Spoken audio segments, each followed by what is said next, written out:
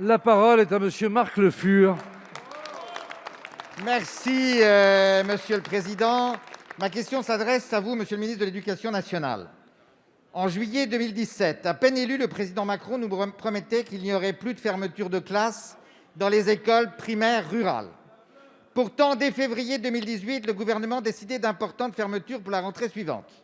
Nouveau revirement, vous-même, monsieur le ministre, sur TF1 le 27 mars dernier, promettez qu'il n'y aurait aucune fermeture de classe en milieu rural dans une école primaire, sauf accord explicite des maires, et vous le justifiez très logiquement par les circonstances exceptionnelles liées à la crise sanitaire.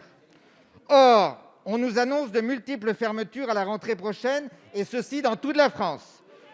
Moins 42 dans le Vaucluse, 34 fermetures en Haute-Marne, 33 dans l'Ain, je parle sous le contrôle du président Abad, 30 dans les Vosges, 32 dans le département des Côtes-d'Armor, département dont j'ai l'honneur d'être l'élu.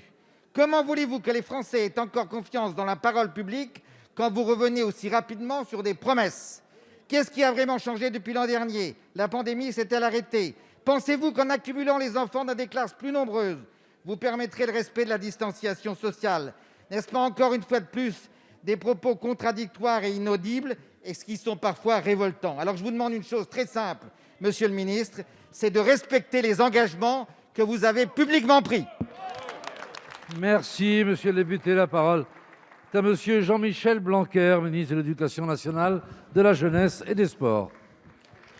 Merci, monsieur le président, mesdames et messieurs les députés, monsieur le député Marc Le Fur. Les promesses ont été faites et elles ont été tenues.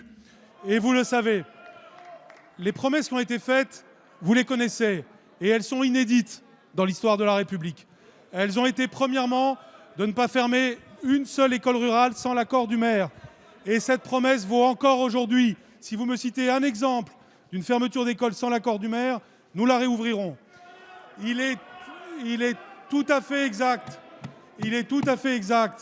que pour la rentrée 2020, le président de la République s'est engagé à quelque chose de totalement inédit, qui n'était pas de fermeture de classe sans l'accord du maire.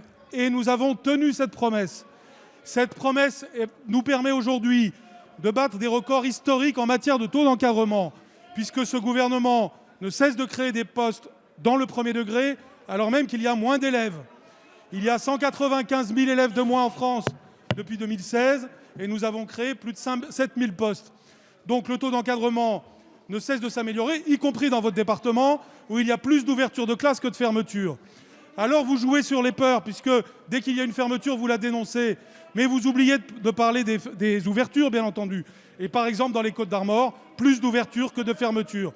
Si nous faisions le contraire, nous serions des démagogues, parce que cela voudrait dire qu'il y a des classes avec beaucoup d'élèves et des classes avec peu d'élèves. Il faut faire du rééquilibrage, vous le savez, et c'est ce qui se passe. Ça permet, par exemple, même dans les écoles où nous fermons des classes, dans votre département, d'avoir au maximum 21 élèves par classe. Donc, monsieur le député, soyons raisonnables. C'est une priorité à l'école primaire qui est clairement définie et qui nous permet d'avoir aujourd'hui le meilleur taux d'encadrement qu'il y a jamais eu en France à l'école primaire. Merci, monsieur le ministre. Monsieur le député, vous avez la parole. Merci, monsieur le président. Je constate, monsieur le ministre, que vous ne niez pas toutes ces fermetures.